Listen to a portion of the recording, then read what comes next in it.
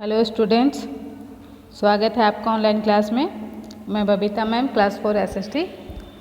आज हम पढ़ेंगे इकाई 6 हमारे देश का शासन, पाठ 25 भारत के राष्ट्रीय उद्देश्य, मूल अधिकार एवं कर्तव्य। भारत ने 15 अगस्त 1947 को अंग्रेजी शासन से स्वतंत्रता प्राप्त की। स्वतंत्र भारत के लिए नए नियम और कानून बनाने के लिए संविधान सभा बनाई गई। नया संविधान बनाया गया। नया संविधान 26 जनवरी 1950 ईस्वी को लागू किया गया। इस दिन देश में गणतंत्र की स्थापना हुई। इसीलिए प्रतिवर्ष 26 जनवरी भारत में गणतंत्र दिवस के रूप में राष्ट्रीय पर्व मनाया जाने लगा। गणतंत्र का अर्थ है जनता का शासन। जनता वोट देकर अपने प्रतिनिधि चुनती है, जो देश के लिए कानून बनाते हैं और शासन चलाते हैं। गणतंत्र मतलब जो 26 जनवरी को हर साल हम लोग मनाते हैं, उसको जनता का शासन या जनता जिसको वोट देके चुनती है अपने लिए कि वो हमारा प्रतिनिधि करेगा, हमारा देखभाल करेगा, हमारी सारी ज़रूरतों को पूरा करेगा। हमारा संविधान जनता द्वारा चुने गए प्रतिनिधि संविधान के अनुसार सरकार चलाते हैं। संविधान में समाजवाद की व्यवस्था की गई है। इसका अर्थ है कि देश के सभी नागरिकों के समान अधिकार हैं। भारत एक धर्मनिरपेक्ष राज्य है। इसका आशय है कि सरकार सभी धर्मों के साथ समान बर्ताव करेगी। सरकारी नौकरियों और न्याय में धर्म और जाति के साथ कोई पक्षपात या भेदभाव नहीं होगा। संविधान का लक्ष्य देश में खुशहाली लाना और गरीबी के अंतर को मिटाना है। मतलब गरीबों को भी ऊपर उठने के अवसर प्रदान करना है, आगे बढ़ने के अवसर प्रदान करना है कि पैसे के अभाव में वो अपनी पढ़ाई ना छोड़ सके, अपनी मेहनत से वो आगे बढ़ सके। नागरिकों के मूल अधिकार।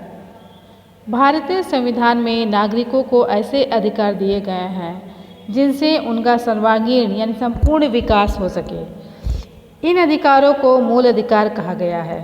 संविधान में दिए गए मौलिक अधिकार निम्नलिखित हैं।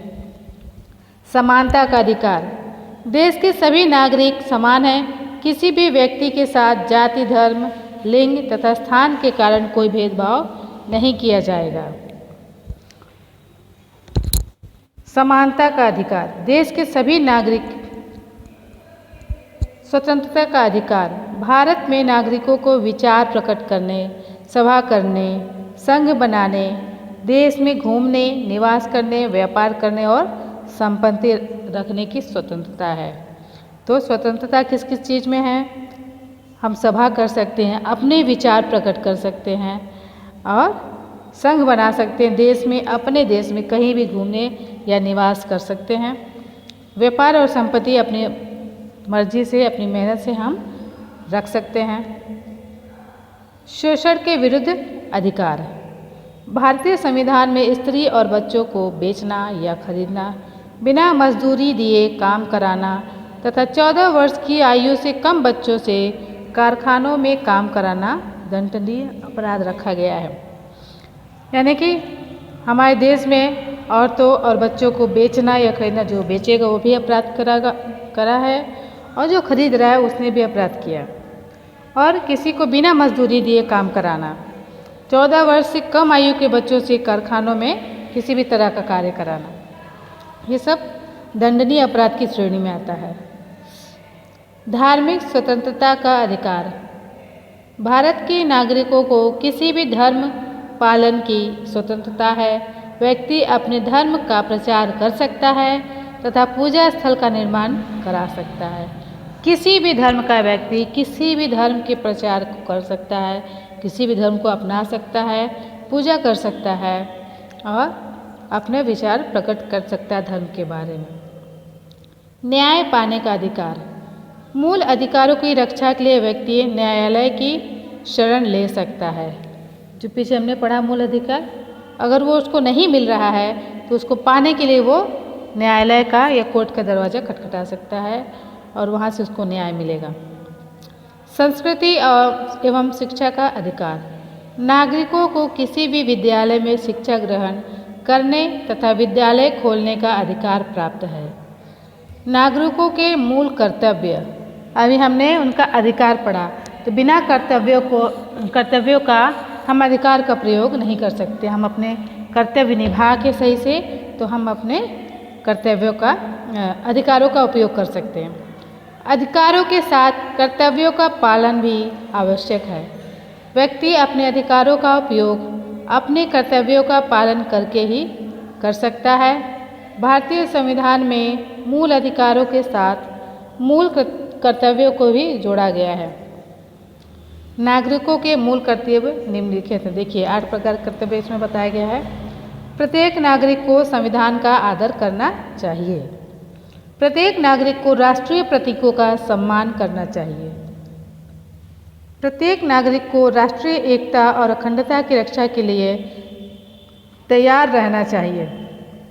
राष्ट्र पर संकट आने पर सहयोग के लिए तैयार रहना चाहिए। सबके साथ समानता का व्यवहार करना चाहिए। प्राकृतिक पर्यावरण की सुरक्षा करनी चाहिए। सार्वजनिक संपत्ति की सुरक्षा में सहयोग देना चाहिए। नागरिकों को हिंसा से दूर रहना चाहिए। नीति निर्देशक तत्व। हमारे संविधान में कुछ ऐसे तत्व भी दिए गए हैं जिनके आधार पर सरकार अपनी नीतियों का निर्धारण करेगी। इन्हें नीति निर्देशक तत्व कहा जाता है। प्रमुख नीति निर्देशक तत्व निम्नलिखित हैं। ऐसी नीति बनाई जाए जिससे लोगों का रहन सहन अच्छा बने। धन व संपत्ति समाज के कुछ ही लोगों के पास एकत्र न हो सके। सभी नागरिकों को समान रूप से शिक्षा प्राप्त करने के अवसर मिल सके। 14 वर्ष तक के बच्चों के लिए निःशुल्क शिक्षा की व्यवस्था की जाए। कमजोर वर्गों, अनुसूचित जातियों और जनजातियों के हितों का ध्यान रखा जाए।